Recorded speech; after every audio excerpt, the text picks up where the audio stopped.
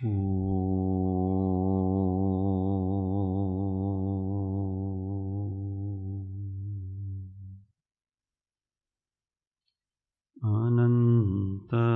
अनंत भाव भेद थी भरेली भली अनंत अनंत नाय निक्षेपे व्याख्यानी सकल जगत हित कारिणी हारिणी मोह तारिणी भवाब्धि मोह चारिणी प्रमाणी छे उपमा आप्यानी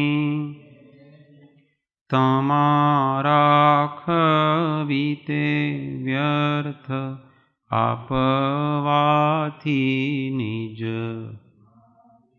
मापाई में मानी छे अहो राज चंद्र बाळ ख्याल नथी पाम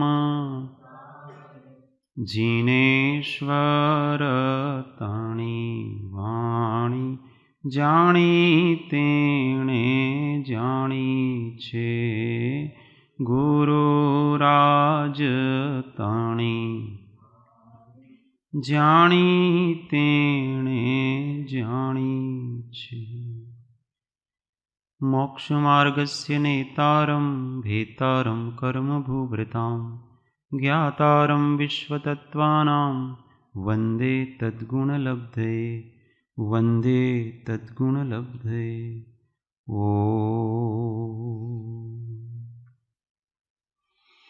जय जिनेन्द्र जय शंकर।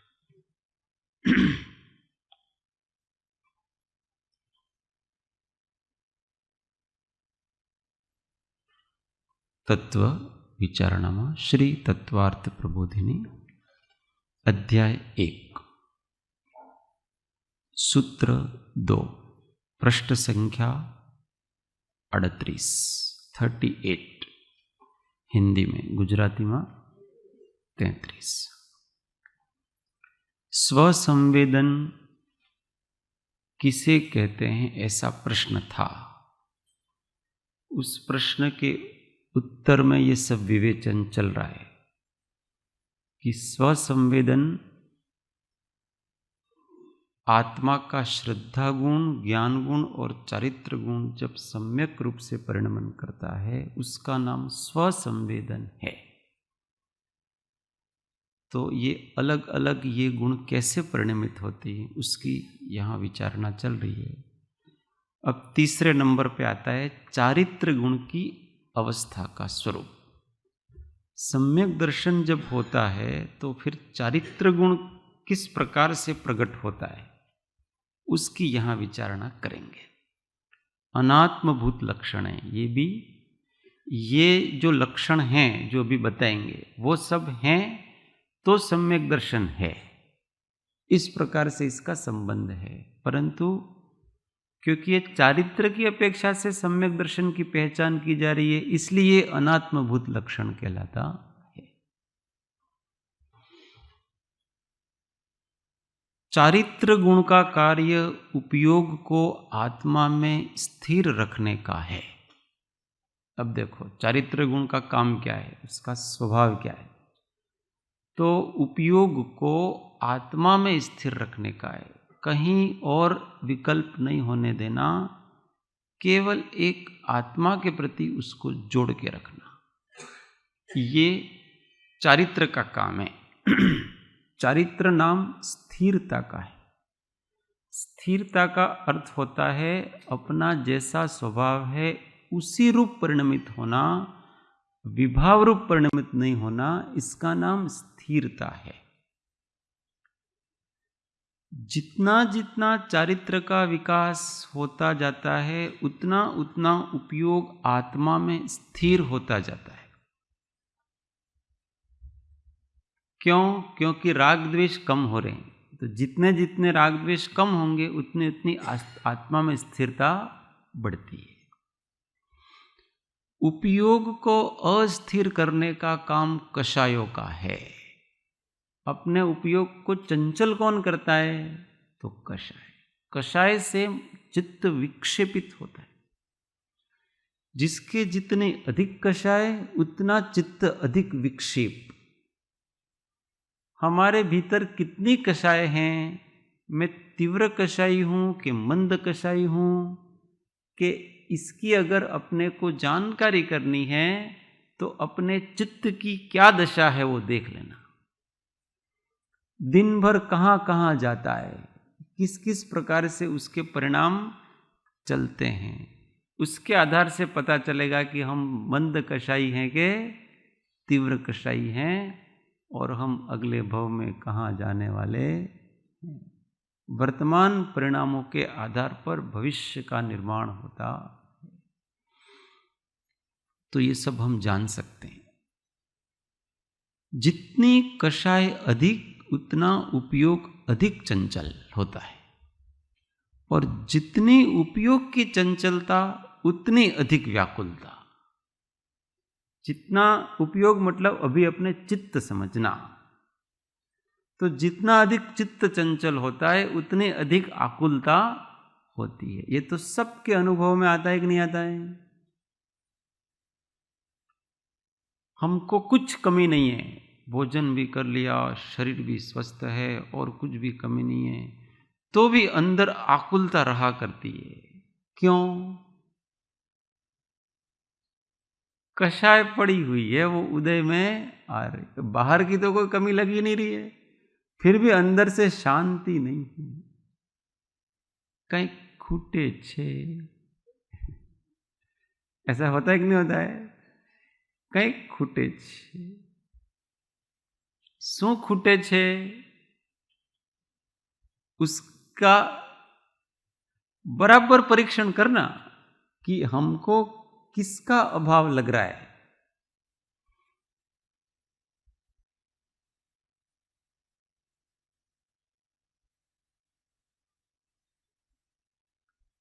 सामान्य रूप से जीव को कुछ न कुछ चाहिए, और वो चाहिए, वो नहीं मिलता, इसलिए अभाव जैसा लग रहा है। अरे यार, कहीं मजा आवता नहीं।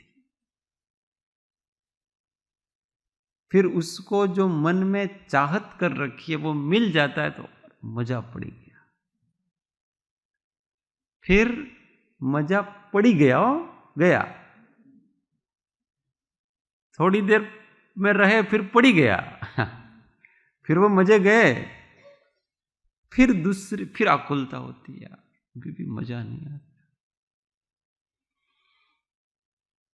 उस मजे लेने के चक्कर में वो आत्मा को भूल जाता है, तो व्याकुलता है। जब तक ये जीव अपने सहज स्वरूप की तरफ दृष्टि नहीं देगा, तब तक ये जीव ऐसे ही मजे पड़ेंगे और पड़ते जाएंगे उसके, और आकुल होता जाएगा। अपना जो सहज स्वरूप है वो स्वभाव से ही परिपूर्ण है, परितृप्त है। उसको किसी से प्रसन्नता आनंद नहीं है, वो स्वयं आनंद स्वरूप है। जब जीव अपने आप में कुछ अभाव का एहसास करता है तो उसको लगता है कि मुझे जो ये अभाव लग रहा है वो अज्ञान के कारण से लग रहा है। अज्ञान के कारण से कुछ न कुछ इच्छाएं अंदर पड़ी हुई हैं और उस इच्छा के अनुरूप मिल नहीं रहा है वस्तु, और इसके कारण से मुझे कुछ न कुछ खूटे छे ऐसा लगता। और वो अभाव का अगर ज्ञान कर लिया जाए वस्तु के स्वरूप का यथार्थ, तो वो अज्ञान समाप्त हो जाता है और जीव वहीं के वहीं संतुष्ट हो जाता है। मैंने इच्छा की कुछ और वो पूरी हो गई, फिर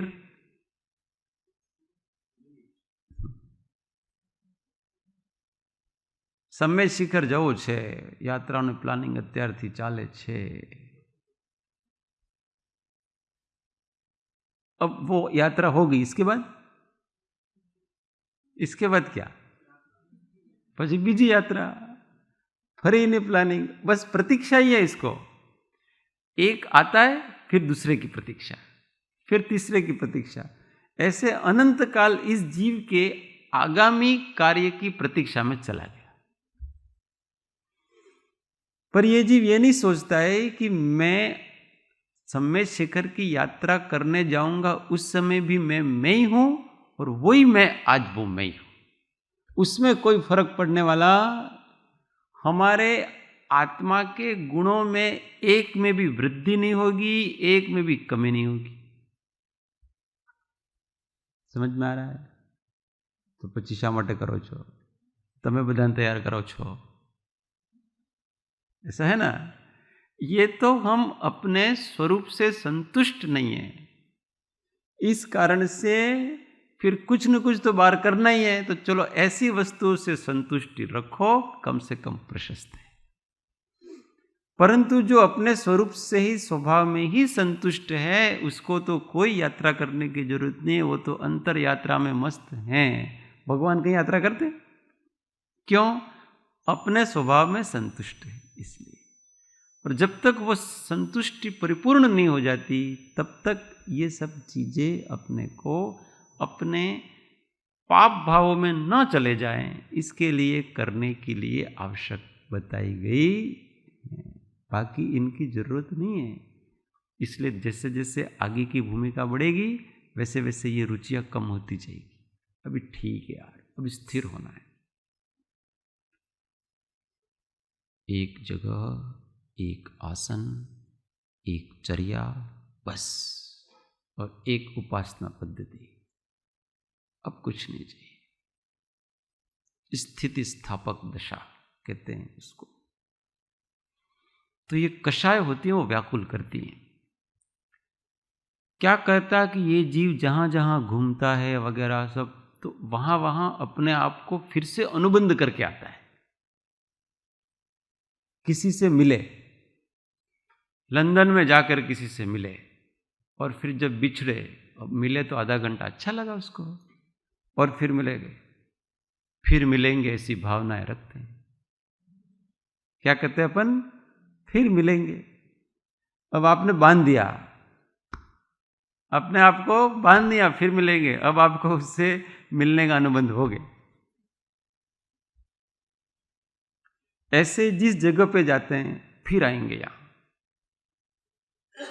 ऐसा अपन भावना करते कि नहीं करते हैं? इस जगह पर हम फिर आएंगे. अब फिर से आपको जाना ही पड़ेगा वहां, क्योंकि आपने अपने आप को बांध दिया. ऐसे बांध देते हैं अपन. तो चलो, अप्रशस्त जगह से, अप्रशस्त वस्तुओं से, अप्रशस्त व्यक्तियों से तो नहीं बांधना. लौकिक जनों के बारे में ऐसी नहीं करना कि हम फिर मिलेंगे, ये करेंगे, वो करेंगे. ऐसा हो गया भाई, बहुत हो गया, इतना ही काफी है. इतना मिल गया, इतना ही काफी है. बस देव शास्त्र गुरु के प्रति ऐसा रखना. भूयात पुनः दर्शनम.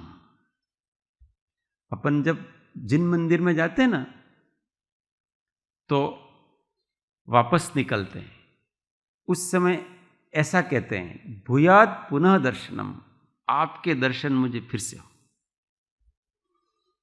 क्योंकि वो दर्शन है, वो अपने को आत्मदर्शन की ओर ले जाते हैं. इसलिए कहते हैं अपन. वो भी धीमे धीमे कम हो जाते हैं. सम्यक्त्व होते ही चारित्र मोहनी संबंधी अनंतानुबंधी कषायों का अनुदय होने के कारण उतने प्रमाण में उपयोग की भी आंशिक आत्मस्थिरता प्रकट हो जाती है. अर्थात आंशिक आत्मा अंश में शांत निराकुल हो जाता है. अभी जैसे सम्यक दर्शन प्रकट हुआ, तो चारित्र मोहनी की 4 प्रकृतियां हैं, पेटा प्रकृतियां. कौन कौन सी नाम बोलेंगे जरा? हाँ, अनंतानुबंधी, क्रोध, मान, माया, लोभ. फिर अप्रत्याख्यानावरण क्रोध मान माया लोभ, फिर प्रत्याख्यानावरण क्रोध मान माया लोभ, और फिर संज्वलन क्रोध मान माया लोभ, फिर 9 कषाय। तो इसमें क्या हो रहा है कि जैसे ही सम्यक्त्व प्रकट हुआ तो अनंत अनुबंधी कषायों का अनुदय हो गया। इतना चारित्र प्रगटा तो इतनी आत्मा में विशुद्धि हुई, इसलिए उतनी आत्मा में स्थिरता हुई, उतनी शांति और निराकुलता प्रकट हुई। जितना अनंत अनुबंधी गया है उतनी शांति और निराकुलता इस जीव को हमेशा से चलती है। दृष्टि ठीक हो गई है, इसलिए हर वस्तु को, हर घटना को सकारात्मक ढंग से लेता है, इसलिए उसको बहुत आकुलता नहीं होती। सम्यक्त्व प्रकट होने से दृष्टि ठीक हो जाती है, इसलिए कषाय मंद पड़ जाती है। किसी भी घटना को वो इस ढंग से लेता है कि उससे वैराग्य और ज्ञान की उत्पत्ति हो, आकुलता की उत्पत्ति हो, अशांति की उत्पत्ति हो, इस प्रकार से वो घटना को लेता नहीं। इष्ट का संयोग हुआ तो उस घटना को कैसे लिया जाएगा? इसमें कोई राजी होने की बात नहीं है। ये मेरे पूर्व के पुण्य के उदय से मुझे इष्ट वस्तु का समागम हुआ है, परंतु अगर उसमें मैं अधिक आसक्ति करूंगा तो ये जब जाएगी उस समय मुझे बहुत दुख होगा, ऐसा करके उसके प्रति उदासीन रहता है। अनिष्ट का संयोग हुआ तो क्या होगा? जो आएगा सो जाएगा। ये मेरे पाप कर्म के उदय से मुझे इस अनिष्ट वस्तु की प्राप्ति हुई है, और ये जब उदय चला जाएगा तो ये अपने आप चली जाएगी। अगर इसकी प्राप्ति होने में मैंने थोड़ी सी भी द्वेष बुद्धि रखी, आकुलता रखी, तो मुझे फिर से नया कर्म बंध होगा। ऐसा करके उसके प्रति अनासक्त भाव रखता है, उदासीन भाव रखता है। ये दृष्टियां विकसित हो जाती हैं। ऐसे जगत का कोई भी पदार्थ मिला, उसके प्रति ऐसी दृष्टि हो जाती है तो कषाय बहुत मंद पड़ जाती। इसलिए आत्मा हमेशा शांत और निराकुल रहा करता है। यह आंशिक निराकुलता ही सम्यक्त्व के साथ प्रकट आंशिक सम्यक चारित्र का अंतरंग लक्षण है। ये दृष्टि ठीक होने से जो शांति हो जाती है, निराकुलता छा जाती है, वही वास्तव में सम्यक दृष्टि जीव का सम्यक चारित्र है, और वो हमेशा रहा करती है। जब तक सम्यक दर्शन है तब तक इस प्रकार की आंशिक स्वभाव परिणति वो हमेशा रहा करती है। इस अंतरंग लक्षण के साथ ही अन्य भी कई लक्षण प्रकट हो जाते हैं, जिसकी पहचान हम उनके बाह्य वर्तन रूप लक्षणों से कर सकते हैं। ऐसे कुछ लक्षणों का उल्लेख करते हैं जो कि चारित्र गुण की पर्याय हैं, परंतु सम्यक्त्व के साथ उनका अविनाभावी संबंध है। अभी ये अंदर की जो विशुद्धि है वो तो अपने जानने में आती नहीं है, देखने में आती नहीं है। उस विशुद्धि के प्रकट होने से फिर कुछ गुण प्रकट होते हैं। वो गुण बाहर भी दिखते हैं, अपने परिणाम भी उस रूप बनते हैं।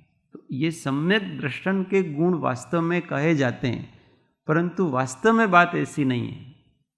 वास्तव में ये चारित्र गुण की पर्याय हैं सारी की सारी, ऐसा समझना। तो उसमें पहला गुण शम।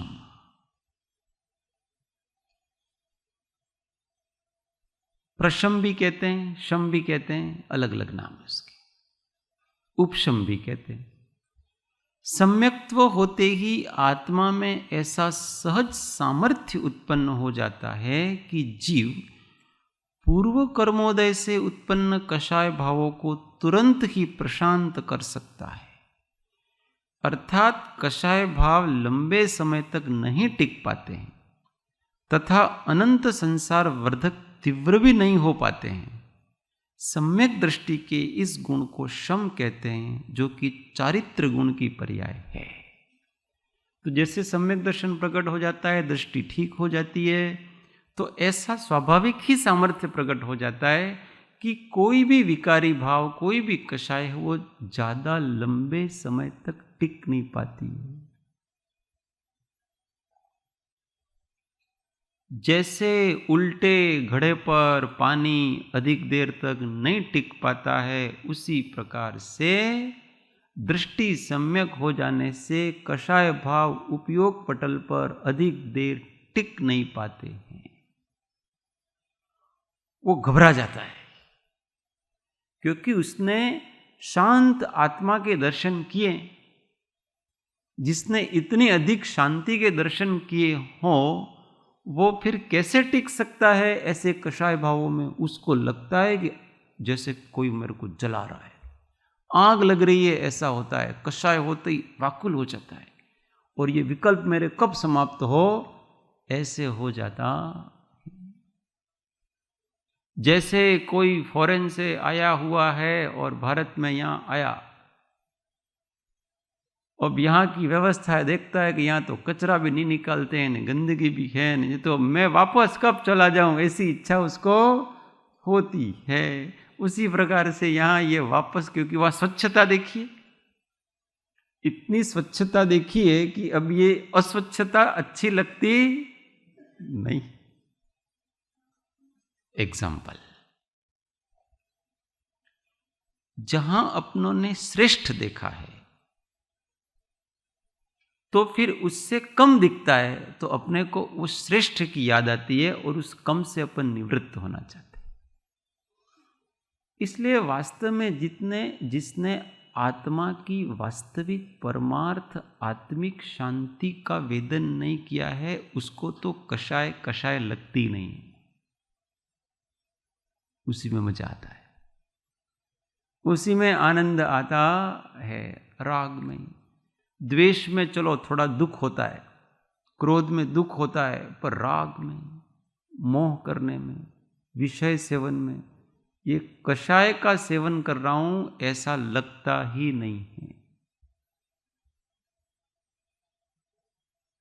लगता है जब अपने पुण्य का उदय हो और अपन उस पुण्य के उदय को भोग रहे हैं, उस समय ऐसा लगता है कि मेरा आत्मा है वो अभी जल रहा है।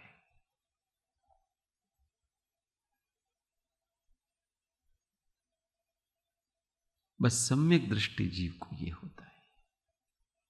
जरा सा भी राग का सेवन हो गया, जरा सी भी आसक्ति हो गई, जरा सा भी थोड़ा सा मन बाह्य विषयों में लग गया, तो उसको तुरंत, अरे यार खतरा है, खतरे की घंटी है ये सब।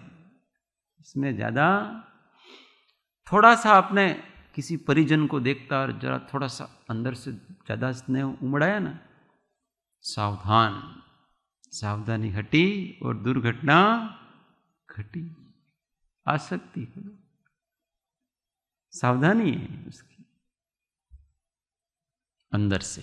बाहर वाले को पता नहीं पड़ता, और बाहर वाले को तो ऐसे ही दर्शाते हैं कि हमको आपसे बड़ा स्नेह है, परंतु अंदर बड़े सावधान रहते हैं। ये सब अंदर की बातें हैं, तो लंबे समय तक नहीं टिक सकती। इसलिए आचार्य कहते हैं, निशामयति निशेषम इंद्रजालोपमं जगत स्पृहत्यात्म लाभाय गत्वा न्यत्वा न्यूतप्यते। कि ज्ञानी है इस जगत को कैसे देखता है? इंद्रजाल की तरह देखता है, और हमेशा आत्म लाभ के पुरुषार्थ में ही लगा रहता है, उसी में तत्पर रहता है। और कर्मोदय से अगर उसकी वृत्ति अन्य जगह चली जाती है विषयों में, तो अनुतप्यते, बहुत संतापित होता है, दुखी होता है, कैसे चली गई। कृपाणु देव के वचनामृतों को बार बार पढ़ना चाहिए। उनको कितनी तकलीफ होती थी, संसार का काम करना पड़ता था।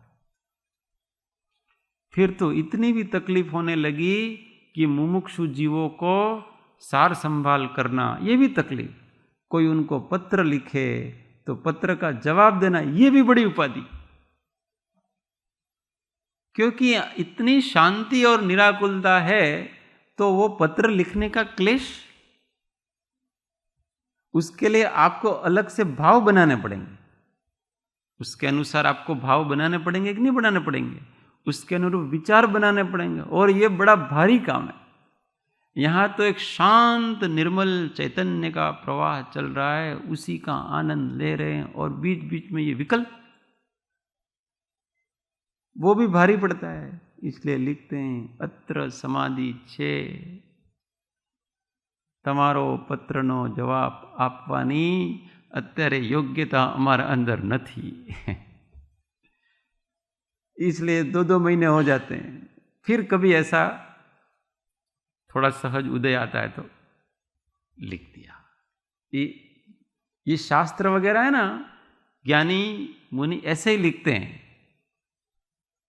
उनको वो वैसे तो अपनी मस्ती में रहते हैं, परंतु कभी ऐसे अनुराग भाव आ गया भव्य जीवों पर, यार चलो थोड़ा ठीक है ये भी प्राप्त करेंगे, तो लिख देते हैं और लिख के कहीं रख देते हैं। ऐसा नहीं, उनकी कोई योजना नहीं होती है किसी प्रकार की। सौभाग्य भाई ने विनती कब करी थी? आत्म सिद्धि शास्त्र के लिए विनती कब करी थी सौभाग्य भाई ने, और लिखी कब गई? टाइम याद है किसी? 6 पद का पत्र कब लिखा गया?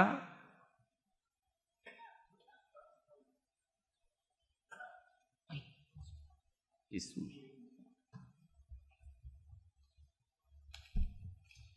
493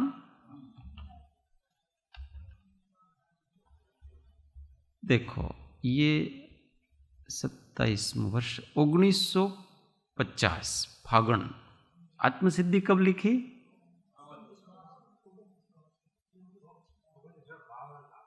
आसोवद 52। कितना समय हो गया? 2 साल। क्यों 2 साल हो गए? सौभाग्य भाई को कितना, सौभाग्य भाई उनको कितने प्रिय थे, उनका पत्र आता तो उनको बड़ा अच्छा लगता था। उनकी इच्छा की पूर्ति करने के लिए भी उनको 2 साल लगे। अब उनकी दशा समझ सकते हैं आप कि कैसी दशा हो कि श्रुत उनके सब है लब्धि में, परंतु उसको उपयोग में लाने के लिए विकल्प करने पड़ते, और उनको तो शांति के अलावा और कोई पसंद नहीं। तो फिर ऐसे विकल्प क्यों? फिर सहज कभी उदय आ गया तो उदय आ गया ना, लिख दिया। ऐसी दशा होती है। स्पृहत्य आत्मलाभाय, आत्मलाभ की हमेशा दशा रहती। इसके नीचे वाली दशा जिसकी है, उसको तो श्रुत का निरंतर अध्ययन, लेखन, विचार करते रहना चाहिए, चर्चा। फिर ये दशा है, फिर दशा आनी चाहिए। इसके पहले साधन नहीं छोड़ना चाहिए। कहीं पूछू तो माइक ऑप्शन।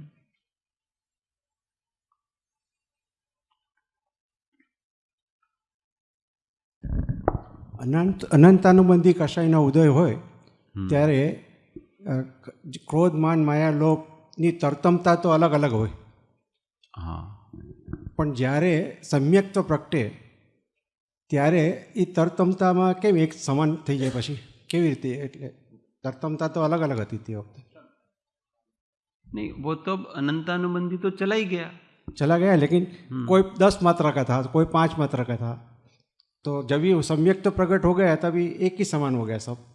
हाँ, वो तो चला गया। सम्यक्त्व में करण परिणामों में इतनी शक्ति है कि वो अनंतानुबंधी कषायों को नष्ट कर सकते हैं। तीव्र अनुभाग वाले अनंतानुबंधी है, उसको भी नष्ट कर दिया।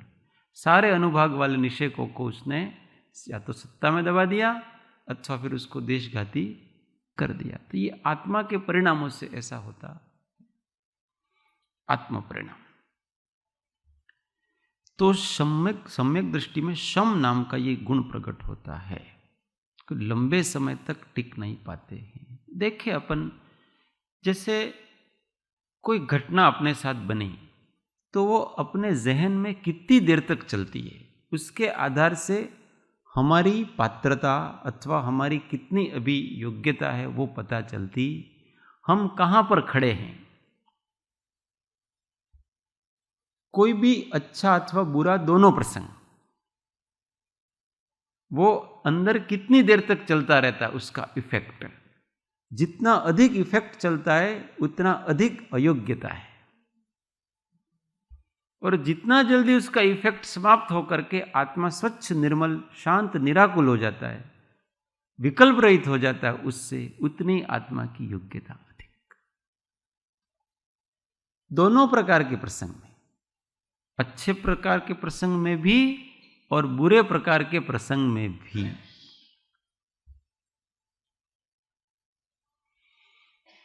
क्योंकि ज्ञानी जीव है वो पीछे देखना ही नहीं चाहता है। वो चाहे अच्छा हो गए बुरा हो, भूतकाल भूतकाल ही है, वो चला गया। अगर हम उसकी स्मृति करेंगे तो वर्तमान के द्रव्य स्वभाव के आनंद से चूक जाएंगे। इसलिए जानबूझ करके भूतकाल में जाना नहीं। अब किसी को पत्र लिखना है तो थोड़ा भूतकाल में जाना पड़ेगा कि नहीं। उन्होंने ये पूछा था, ये क्या था, वो सब सारा भूतकाल। कोई आपको कोई कहे कि आपका ये क्या था वो क्या था, तो आपको भूतकाल में जाना पड़ेगा कि नहीं। और ये तो भूतकाल के विकल्प करना चाहते नहीं है। एक दिन पूज्य बेन श्री कहाँ गए थे, अपने किसी जगह गए थे, फिर पूछा यात्रा का थोड़ा बताओ।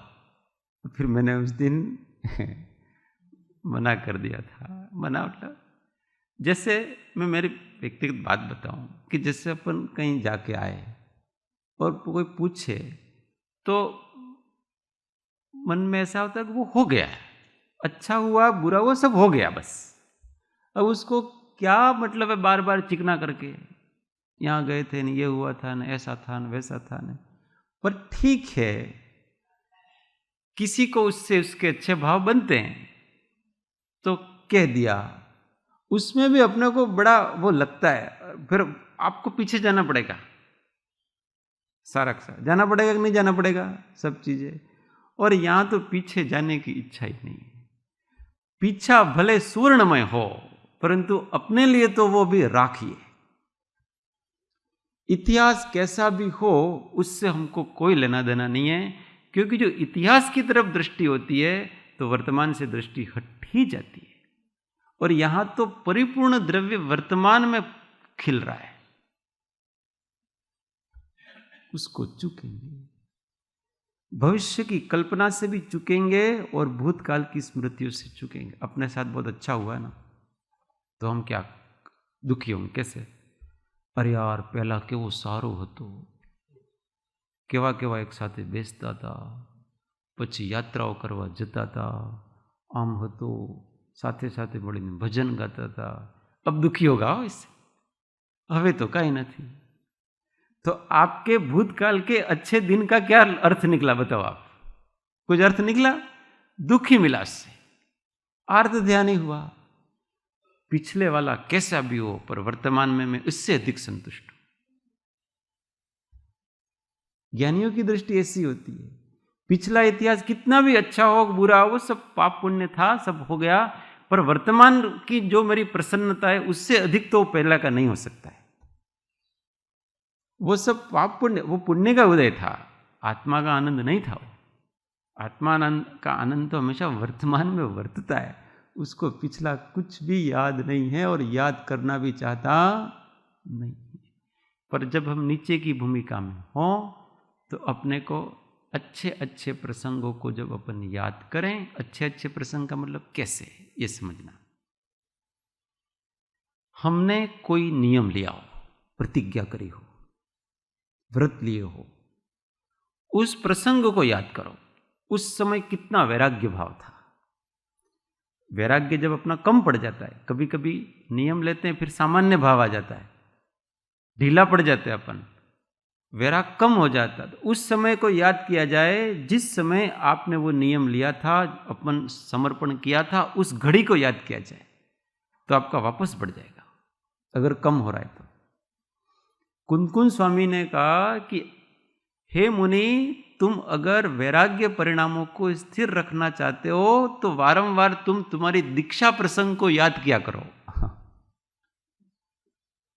क्योंकि एक बार दीक्षा होगी, बाद में जीवन साधारण हो जाता है, धीमे धीमे हो सकता है प्रवृत्ति में पड़ गया तो वैराग कम भी हो जाता है, समर्पण था वो भी कम हो जाता है, वो सब कम हो जाता है, भक्ति भी कम हो जाती है सब। अब याद करो कि जिस समय वो दीक्षा का प्रसंग था, उस समय का वैराग्य, उस समय का समर्पण, उस समय की भक्ति, ये याद की जाए, वापस चढ़ जाएगा। अगर गिर रहा है तो ये याद करना, अथवा कहीं तीर्थ स्थान पे गए और वहां कोई अपूर्व भक्ति के क्षण हो, ध्यान लगा हो अपने को गहरा, उसको याद किया जाए। वास्तव में तो अपने को लिखना चाहिए अपने परिणाम, जहां जहां भी निर्मल हुए हैं। अपन क्या संसार की चीजें लिखते हैं, पेला भाई मिला था, आम मिला था, आवा मजा करे, पेला मजा करे, इनको लिखने की कोई जरूरत नहीं, उनको याद करने की कोई जरूरत नहीं। जो ऐसे क्षण हो अपने जीवन के कि जहां अपने भावों की बहुत विशुद्धि हो, उसको लिख दिया जाए। यहां बैठे थे, इस प्रकार की प्रतिमा थी, इस प्रकार से हमने पहले एक भजन गाया, इसके बाद शांत होकर के बैठे और इस प्रकार के मेरे परिणाम हुए। और वो लिखा है ना, तो वो पढ़ेंगे तो वो परिणाम याद आएंगे वापस, और अपनी वृत्ति वापस निर्मल हो जाती है। ऐसी स्मृतियां भूमिका के अनुसार लाभदायी है, बाकी कोई स्मृतियां लाभदायी नहीं है। बाकी ऊंची भूमिका हो तो कोई भी स्मृति लाभदायी नहीं। तो अपने यहां शम की बात चल रही थी कि किसी भी प्रकार से कोई भी घटना उसके लंबे समय तक चलती नहीं है, उसका इफेक्ट होता नहीं है, बहुत जल्दी ही वो स्वस्थ हो जाता है। अब काल बताया, कितना काल बताया? सम्यक दृष्टि जीव को अगर कोई विकल्प लगातार 6 महीने तक चलता है तो वो मिथ्या दृष्टि हो गया।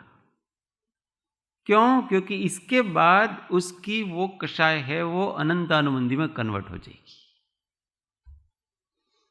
लगातार कोई विकल्प, कोई शत्रुता, कोई अन्य भाव, कुछ भी हो, लगातार 6 महीने तक चल रहा है, वही की वही समझ जाना चाहिए कि वो अब अनंतानुबंधी में कन्वर्ट हो चुका है।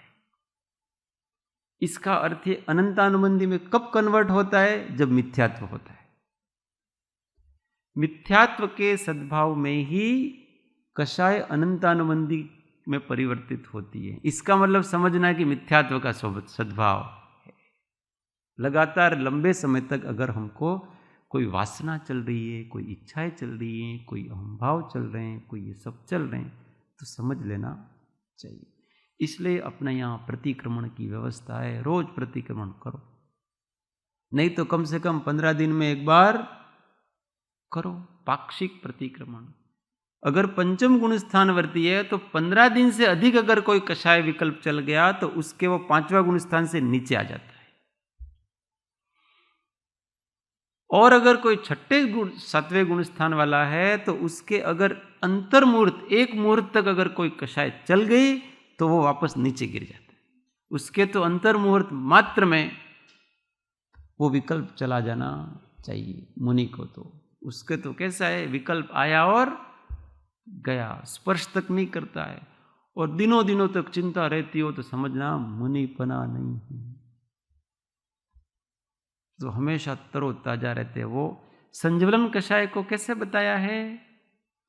पानी पे रिखी अपन रेखा खींचते ना, तो ऐसे खींचते जाते हैं और पीछे मिटती जाती है, ऐसा होता है। तो अपने जीवन को पूर्वाग्रहों से निकाले, जो भी है पूर्वाना गोटो वाળીને નાખો। તમે સારા હતા કે ખોટા હતા કે જે હતા, મારે કાંઈ લેવું દેવું मुझे वर्तमान संभालना। अपन भी जैसे थे उसको भूलो। लोग बार बार क्या करते हैं, अपने दोषों को याद ही करते रहते हैं। मारे आओ थई गयुं आसियन पोल्यूशन। भाई इससे उल्टा आपको अर्ध ध्यान होगा। आप एक बार स्वीकार कर लो, मेरे से ये गलती होगी, फिर एक बार उसका प्रायश्चित ले लो, फिर उसको स्मरण से निकालो। अब छोड़ो इसकी वासना। फिर व्यक्ति डरता है, खबर ने पेલું મારા કર્મનો પ્રાયશ્ચિત તો કર્યું પણ એ નષ્ટ થયું કે નહીં થયું, એનો ઉદય આવશે તો इतनी सारी चिंताएं पड़ी है उसको। तो जो होगा वो देखा जाएगा, सामने आएगा तो फेस करेंगे। अपने पास ज्ञान है, अपने पास वैराग्य है, अपने पास भक्ति है, क्या नहीं है अपने पास, हम उससे उसका निराकरण करेंगे। ऐसा सोचना चाहिए जीव को, तो वो कषाय है वो तुरंत नष्ट हो जाती है।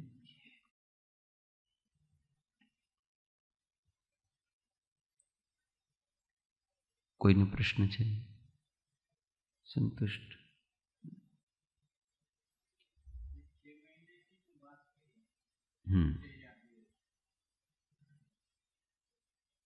તમે તમે ટાઈમ કેટલો જાહેર કર્યો તો સ્વાધ્યાયનો?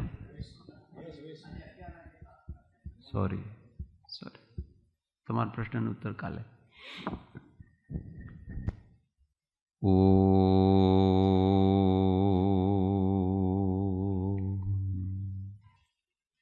सुखधाम अनंत सुसंत चहि दिन रात्र रहे तध्यान में पर शांति अनंत सुधामय प्रणमो पद ते वरते जय. ओ प्रणमो पद ते वरते.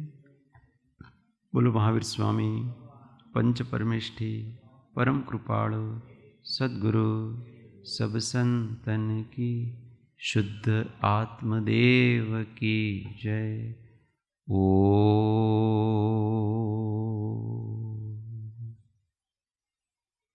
जय सद्गुरु.